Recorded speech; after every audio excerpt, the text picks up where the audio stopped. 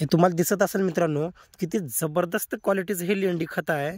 कारण मी शेळीपालनामध्ये तुम्हाला सांगत असतो की 3 ते 4 वैरणीवरती हिरव्या वैरणीवरती शेळीपालन चालतं आणि 2 ते 3 सुक्या वैरणीवरती चालतं. मग सांगायचा उद्देश काय, त्या वैरणी पण तुमच्याकडे त्या क्वालिटीच्या असायला पाहिजेत.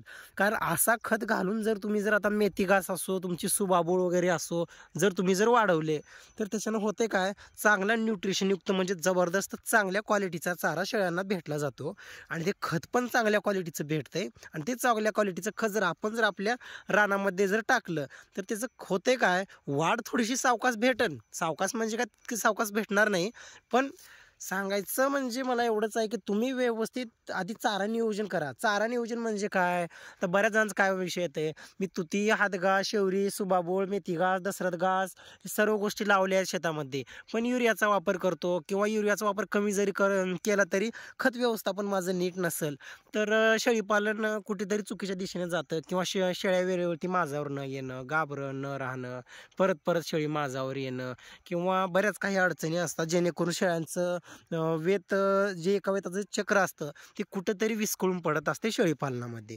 त्याच्यामुळं हे काय आहे, हे लेंडी खत जे आता तुम्ही बघत असाल आणि वरचीवर युरिया खताचा जर वापर जर आपण जर कमी केला त्याच्यानं होते काय, चांगला चारा तुम्हाला भेटत असतो.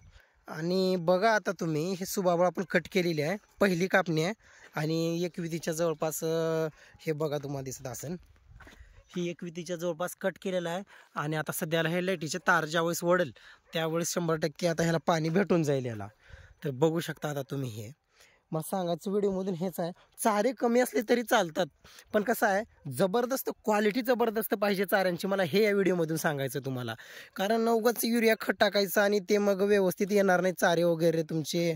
किंवा आता बघा पूर्ण लेंडी खत आता हे थोडं सुकायला लागले आहेत आपलं मेथी घास, कारण लाईटीची सध्या सोय नाही आहे इथं. आता हा पूर्ण परिसर आपल्याला हे आपल्या शेळीपालनाचा चारा पिकासाठी वापरायचा आहे, पण मी अजिबात युरिया खत वापरत नाही.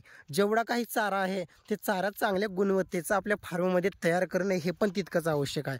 कारण आपण फिरस्ती शेळी बंदिस्त करतोय आणि जर चारे जर तुम्ही जर व्यवस्थित जर वापरले नाही तर त्याचा रिझल्ट तुम्हाला भेटणार नाही. आता हे बघा इथे, आता मी काय करतोय, रोजचं रोज दररोज आपण शेळीपालनाचे जे काही लेंड्या निघतील, आता इथे दिसत असेल हा परिसर, हे बघा पूर्ण लेंड्या वगैरे टाकलेल्या आहेत. कारण शेळीपालनामध्ये ह्याच गोष्टी महत्त्वाच्या आहेत.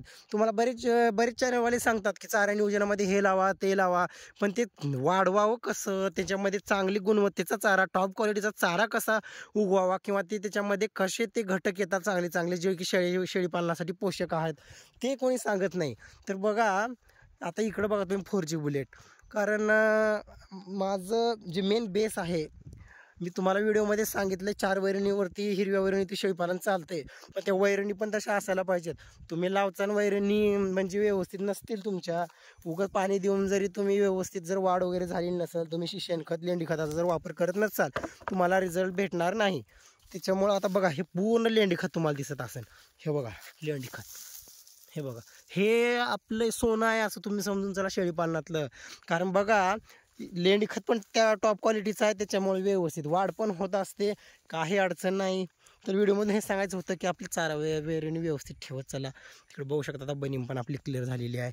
तर भेटू पुढच्या व्हिडिओमध्ये, तोपर्यंत चॅनलला सबस्क्राईब करून घ्या, व्हिडिओला लाईक करत चला, शेअर करत चला. जय हिंद, जय भारत.